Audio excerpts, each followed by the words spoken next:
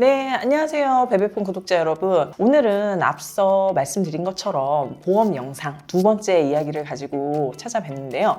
보험 영상 첫 1탄에서는 태아보험이 어떤 건지에 대한 그런 베이직한 내용을 저희가 소개를 해드렸다면, 오늘은 서재윤 팀장님하고 이제 태아보험을 직접 구성을 하고 설계를 할 때 어떤 부분을 좀 중점적으로 구성을 해야 하는지 살펴보도록 할게요. 많은 특약사항이 있겠지만 오늘 제가 준비한 얘기는 신생아 질병과 선천 이상 수술 담보에 관한 얘기를 준비를 했어요. 팀장님하고 오늘 그 부분에 대해서 자세하게 얘기 나눠보도록 하겠습니다. 오늘도 나와주셔서 너무 감사해요. 네, 정말 감사합니다. 감사합니다. 네. 일단 영상 반응이 되게 좋았어요. 아, 네, 그랬어요. 다 팀장님 감사합니다. 덕분이에요. 아유, 감사합니다. 오늘은 한번 이제 제일 중요하죠. 우리 네. 아이들 아플 때 어떻게 대비를 해야 될지 정말 우왕좌왕하시고 엄마 아빠 너무 가슴 졸이고. 그렇죠. 예. 그래서 오늘은 그런 부분에 대해서 한번 얘기를 나눠보도록 할 건데요. 네. 태아보험을 가장 이제 준비하는 이유는 아무래도 위험을 대비하기 위함이잖아요. 그렇죠. 예. 그 중에서도 이제 신생아 질병이라든지 선천적 질병을 대비하기 위해 인 건데, 선천질병이 이게 또 두 가지로 나뉜다면서요, 팀장님? 네, 그렇습니다. 네. 모든 선천질환은 네. 머리부터 발끝까지 해서 Q코드로 시작이 됩니다. 그 Q코드 중에서 모든 게 선천질환이 있는데 네. 그 중에서 빈번하게 발생이 되는 거를 다발성 선천이라고 합니다. 다발성. 네. 그 말 그대로 많이 발생을 해요. 그래서 다발성 선천을 제외한 나머지는 네. 선천질환 또는 특정 선천으로 구분을 합니다. 음. 웬만한 보험사가 그렇게 구성을 하고 있어요. 네네네. 그래서 다발성 선천 같은 경우는 대표적으로 이 소화기관이라고 하는 입에서 발생되는 건데요. 혀가 기형이거나 들어보셨을 거야. 우리 아이가 젖을 빨거나 네. 우유병을 빠는데 자꾸 옆으로 흘러내리는 경우가 있어요. 네네네. 큰 질환은 아닙니다. 예. 요것도 이제 설소대라고 해서 음. 혀와 그 아래에 네. 붙어 있는 경우가 있거든요. 네네. 그거를 살짝 잘라주기만 하면 되는데 아. 설소대. 그다음에 귀가 있잖아요. 네네네. 귀에 살짝 조그맣게 혹처럼 나와 있는 게 있어요. 스킨텍? 네, 아, 맞아요. 네네. 이게 성형에 들어가는 건데 부위계라고 합니다. 귀가 또 하나가 조그맣게 있는 거예요. 요거를 딱 잘라주는 수술인데 부위계 같은 경우. 이게 다발성 선천이 한 5가지, 6가지 되는데 네네. 그거를 제외한 나머지 선천 수술은 특정 선천에 들어갑니다. 아, 특정 선천. 네. 그러면은 이제 보험 이제 구성을 할 때 네. 다발성 선천하고 특정 선천이 있다면은 특정 선천 이상을 좀 다 포함하는 네. 특정 선천 이상을 구성하는 게 맞나요? 예, 많은 분들이 네. 어떤 분들은 다발성을 많이 하는 거고 네. 또 특정 선천은 또 보험금이 많이 나오기 때문에 그걸 하지 않아야 되겠냐 이렇게 말씀을 주세요. 네, 제 그렇죠. 생각이네요. 네. 그렇죠. 그러나 생각해 보면 단순한 질환이라도 네. 단돈 30에서 50만 원이라도 네. 요구했는데도 우리 태아보장에서 아무것도 안 나와? 그럼 어머님들이 굉장히 서운해하시고 클레임이 들어옵니다. 아. 그러니까 같이 우리 아이들이 네. 놀다가 부딪혔는데 네. 이 아이는 골절이 됐는데 50만 원이 나오고 네. 우리 아이는 20만 원밖에 안 나와요. 이것도 클레임이 들어옵니다. 아. 네. 그러니까 이 엄마들의 마음은 네. 동일합니다. 그래서 다발성 선천은 빈번하게 발생되지만 네. 조금 나오지만 네. 그래도 받아야 되는 거고 네네네. 그다음에 큰 질환이라고 할 수는 또 특정 선천은 큰 금액으로 나와서 계속적으로 치료를 해줘야 될 경우가 있어요. 그럼 두 가지가 다 중요하죠. 오. 네. 특정 선천, 다발성 선천 모두 가입을 하셔야 됩니다. 아, 다다익선 거거익선 그렇죠. 잊지 말자. 준비는 다 하셔야 되고 네. 무엇이 걸릴지는 아무도 모릅니다.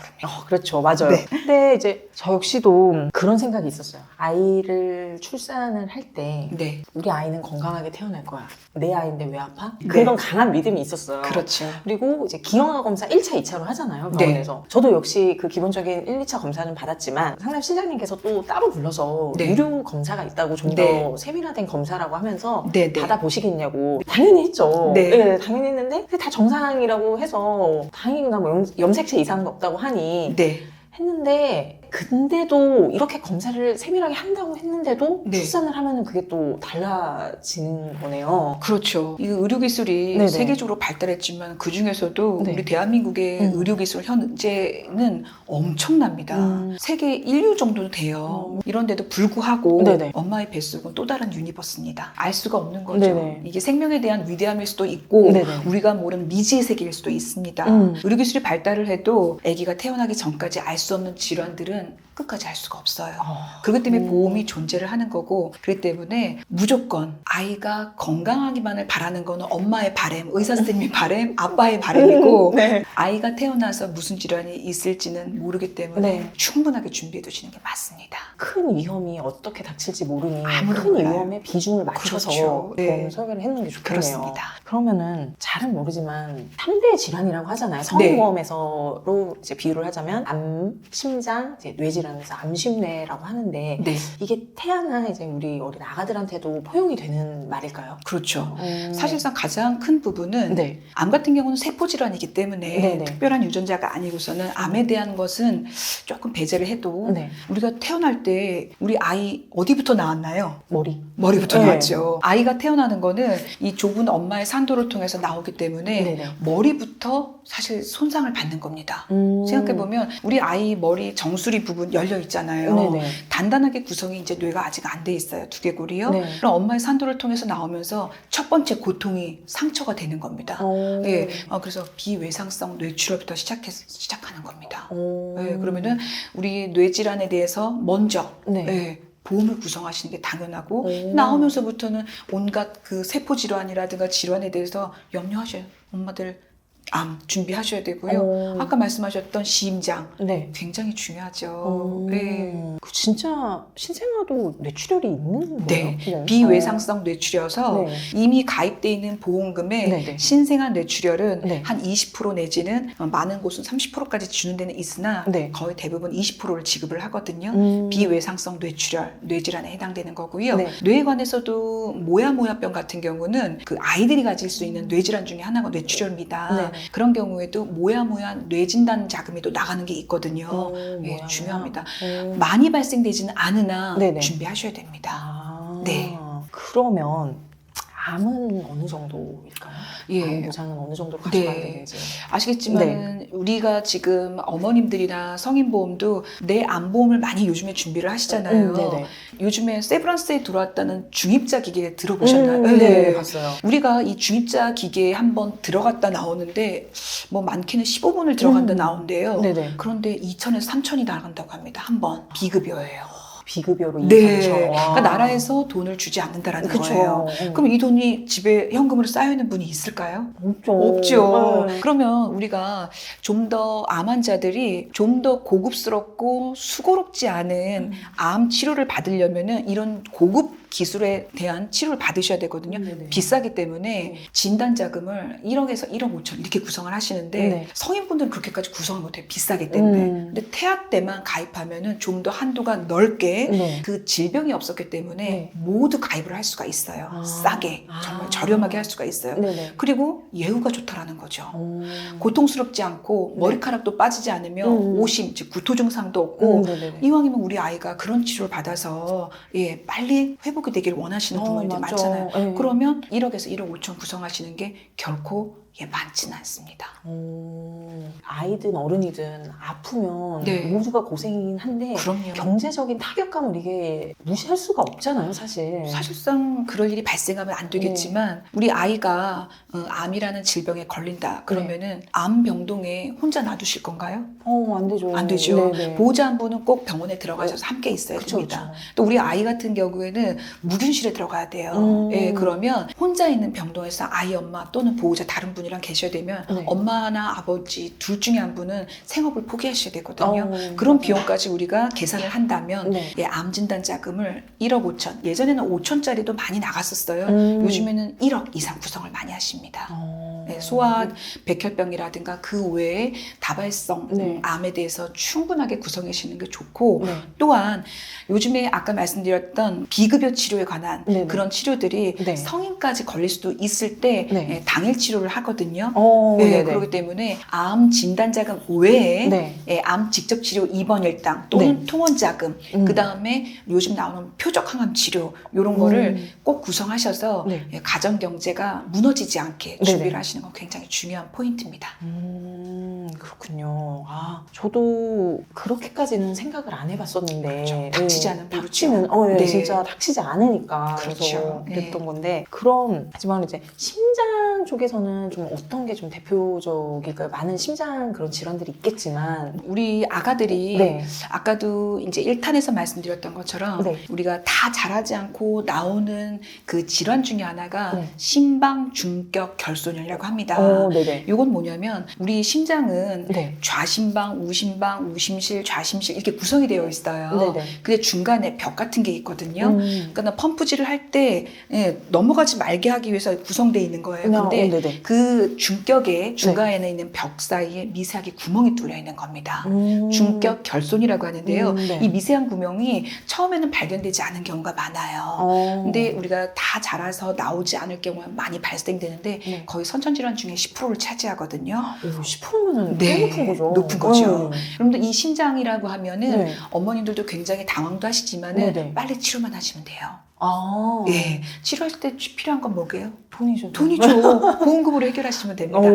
어렸을 때 빨리 수술을 하면은 네. 아이가 충분히 건강하게 자랄 수가 있거든요. 음. 근데 그 수술 방법도 신장을 열어서 하는 개용술이 있고 조그맣게 네. 이제 꽂아서 하는 게 있거든요. 열지 않고 하는 카테터 수술도 있기 때문에 요거는 시술을 두 가지가 다 있기 때문에 모두 넣어서 어떤 수술을 할지 모르기 때문에 해놓으시는 게 좋습니다. 아, 그 구성을 할 때 또 수술의 방법에 따른 네. 또 그렇게 세분화돼서 있는 그렇습니다. 거예요? 아가들은 네. 이왕이면 심장 가슴을 열지 않고 하는 게 우리 엄마들의 마음이잖아요. 저 어른도 그런데. 그럼요. 네. 예. 의료기술이 많이 발달하면 할수록 네. 카테터라든가 미세하게 네네네. 예, 삽입을 해서 수술을 하는데 부득이하게 네. 예, 심장을 열어서 또는 음. 뭐 다른 시술 방법으로 할 수도 있거든요. 네. 다 준비하셔야 됩니다. 이렇게 이제 수술을 하거나 네. 하면 이제 입원을 또 빼놓을 수가 없잖아요. 그렇죠. 수술과 입원은 항상 같이 가는 거니까. 네. 그럼 이 입원 일당에 대한 사항도 철저하게 준비를 해야 된다고 생각을 해요. 그러니까 어떻게 해야 될까요? 우리 1탄에서도 말씀드렸지만 네. 어른들은 네. 말이 통합니다. 말이 그쵸. 통하면 어디가 아프다 그러면 음. 의사님한테 의사소통이 되기 때문에 빨리 치료가 끝날 수도 있고 빠른 검사를 통해서 수술을 할 수가 있는데 네. 우리 아이들은 언어가 우리 통하지 않습니다. 엄마도 맞아요. 못 알아듣잖아요. 맞아요. 울기만 합니다. 예, 맞아요. 그러면 일단 모든 치료를 하기 위해서 검사를 해야 되거든요. 네네. 그러면은 같이 입원을 같이 엄마랑 해야 돼요. 그런데 또 감염 질환이 있을 수 있잖아요. 네. 우리 아이들은 아직 면역력이 형성이 안 돼 있기 때문에 그렇죠. 예, 1인실에 들어갈 수도 있습니다. 그럼 보험사가 이런 사실들을 모를까요? 너무 잘 알죠. 그렇죠. 통계 수치로 보험금을 많이 청구한다는 걸 이미 알고 있어요. 그래서 많은 보험사들이 그 어린이 보험이라든가 성인 질환도 그렇고 네. 입원 일당을 무한정으로 받아갈 수 있게 해놓지 않습니다. 한도가 있어요. 성인도 그렇지만 아이들은 그 보험금을 많이 받아갈 수 있다는 걸 알기 때문에 네. 한도를 이미 부모님들은 끝까지 해놓고 한도까지 해놓고 네네네. 실손에서 나오긴 나와요. 그러나 보험사가 바보가 아니죠. 네. 그래서 실손도 하루에 입원 일당을 딱 한도를 정해놨습니다. 아. 10만 원이에요. 10만 원? 네. 아, 그렇기 때문에 이걸 다 해놓고서 네. 아이가 충분한 치료를 받은 다음에 건강해지면 네. 그때 감액을 하건 삭제를 하건 해지를 하건 하셔서 네. 보험료를 조정하시는 게 중요하고 그 전까지는 네. 충분하게 입원 일당을 해놓으시는 게 예, 가장 좋습니다. 그렇죠. 아이의 뭐 이런 예후 상태를 보면서 해야 되는 건데 갑자기 또 나빠질 수도 있는 거고. 그럼요. 그래서 보험료는 구성을 쫙 보시면 어느 보험사나 네. 보험금을 2만 원, 3만 원밖에 안 주는데 왜 보험료가 2천만 원, 3천만 원 주는 거에 비해서 왜 비싸지 하는 항목들이 있습니다. 많이 타가기 때문에 그렇습니다. 예, 많이 타가는 보험은 이미 보험사에서 그걸 알고 있기 때문에 네. 그런 부분들은 우리 산모님들께서 보험 준비하실 때 네. 아, 이게 왜 그럴까 한번 플랜하고 상의하시고 얼마만큼 더 준비를 해야 되는지 충분히 검토를 하시고 시댁이나 네. 친정댁에 우리 질환들이 무엇이 있었는지 유전적으로도 검토를 가족력? 그럼요. 보시고 검토를 하신 다음에 보험을 예, 플랜하고 예, 구성을 해보시는 게 좋습니다. 말씀하신 것처럼 뭐 입원 일당이라든지 암, 뭐 심장, 뇌 질병 관련해서 충분히 이렇게 구성을 해놓으면 진짜 든든할 것 같아요. 네. 근데 이게 또 해놓으면 참 좋은데 네. 해놓은 것만큼에 대한 또 이제 보험료에 대한 부담도 사실 가정 경제 상황에서는 그럼. 놓고 갈 수가 없는 부분이라. 그럼요. 예.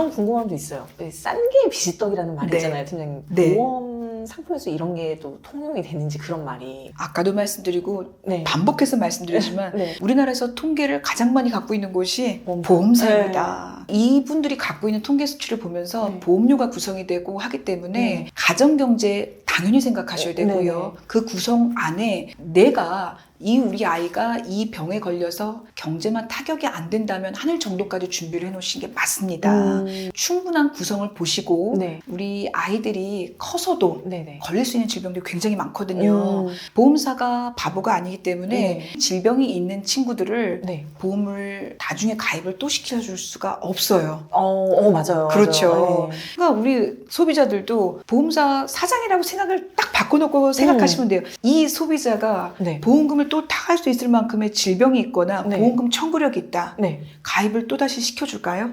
아니요. 아니시잖아요. 네. 간단하게 생각하시면 어. 됩니다. 그래서 네. 중요한 질병들, 네. 진단자금이겠죠. 네네. 특히 많이 발생될 수밖에 없는 네. 그 통계 수치가 나와 있습니다. 그런 진단자금은 충분한 기간을 네. 확보해 놓으셔서 네네. 요것만큼은 준비를 해 놓자. 이런 네. 보험과 다빈도로 갖고 가는 질병들, 네. 예, 입원비, 네. 수술비는 오랜 기간을 준비하시는 게 맞고요. 네. 그 외에 어릴 때만 발생하는 질병들은 이미 구성 요소에서 네. 20세, 30세로 끝납니다.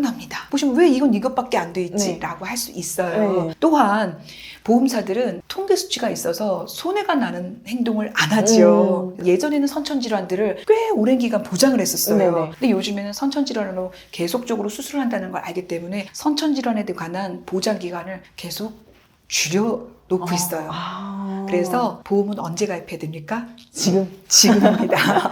지금. 굉장히 중요합니다. 예. 그럼 납입 기간은 어떻게 해야 될까요? 요즘 뭐 그런 말 많이 들었거든요. 30세 만기, 100세 네. 만기 네. 이런 말들이 많이 있어서. 그렇죠. 네. 충분한 보장 기간을 준비해 놓으시는 게 네. 보장 만기라고 합니다.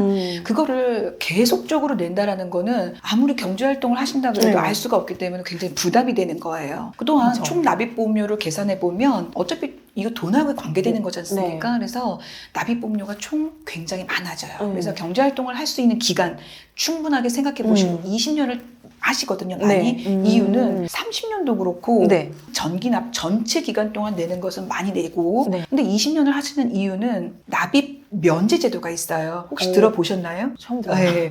그 납입 면제 네. 제도는 우리가 군대 면제라고 들어보셨죠? 네네네. 군대를 안 갔다 와도 군대를 갔다 온 사람과 동일한 혜택을 주는 게 납입 남자들 군대 면제거든요. 네. 납입 면제라는 거는 이 보험 기간 동안에 특별한 사유가 발생이 돼서 납입 면제가 되면 납입 보험료를 안 내도 보험 혜택을 그냥 주겠다라는 거예요. 그런데 20년 동안 안에 납입 기간 동안에 그런 일이 발생할 수도 있어요.